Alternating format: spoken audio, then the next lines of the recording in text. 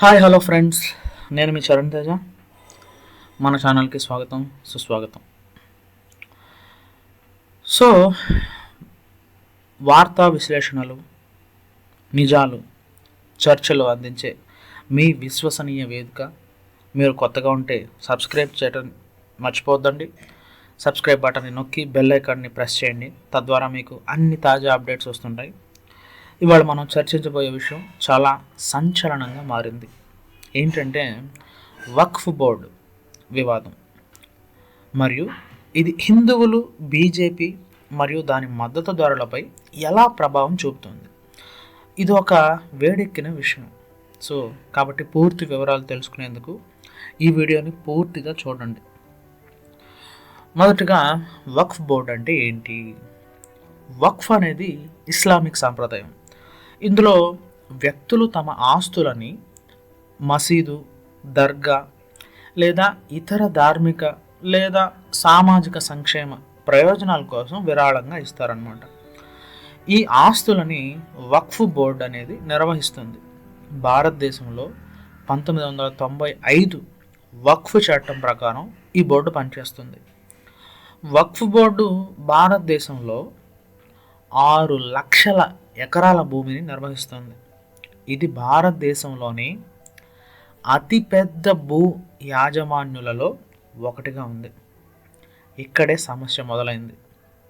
ఇది హిందువులకి, ఇతర మతస్థులకి ఎలాంటి సమస్యలు కలిగిస్తుంది? బీజేపీ దీనిపై ఏ విధంగా స్పందిస్తుంది? సో ఇవన్నీ వివరంగా మాట్లాడుకుందాం. మొదటగా హిందువుల భూముల ఆక్రమణ.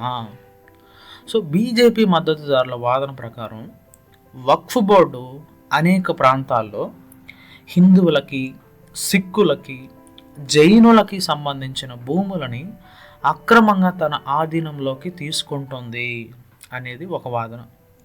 ఇంకొకటి, కొంతమంది తమ భూమిని సడన్గా వక్ఫ్ ప్రాపర్టీగా గుర్తించి ఎటువంటి ముందస్తు సమాచారం లేకుండా రిజిస్ట్రేషన్ చేయడం జరిగిందని ఆరోపిస్తున్నారు.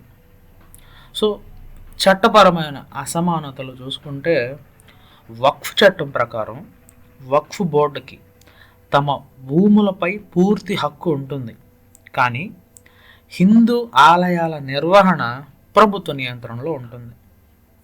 హిందూ ఆలయాలు ప్రభుత్వ నియంత్రణలో ఉంటే వక్ఫ్ బోర్డు ఎందుకు స్వతంత్రంగా పనిచేయాలి? ఈ అసమానతపై బీజేపీ ప్రశ్నిస్తోంది. బీజేపీ పోరాటం మరియు న్యాయపరమైన చర్యలు ఏంటివని చూసుకుంటే బీజేపీ నాయకులు ఈ సమస్యని పెద్ద ఎత్తున లేవనెత్తారు. కొన్ని బీజేపీ పాలిత రాష్ట్రాలు వక్ఫ్ చట్టాన్ని సమీక్షించాలని నిర్ణయించాయి. సో దీని మీద అలుముకున్న వివాదాస్పద సంఘటనలు. సో మొట్టమొదటిగా కర్ణాటక వక్ఫ్ బోర్డు వివాదం. 2022లో 29,000 ఎకరాల భూమి వక్ఫ్ బోర్డుకు చెందిందని తెలియడంతో ప్రజలు పెద్ద ఎత్తున వ్యతిరేకించారు. నెక్స్ట్ ఢిల్లీ భూ వివాదం. సో కొందరు భూమి యజమానులు తమ భూములు వక్ఫ్ ప్రాపర్టీగా గుర్తించబడినట్లు తెలుసుకొని న్యాయపరమైన పోరాటం మొదలుపెట్టారు.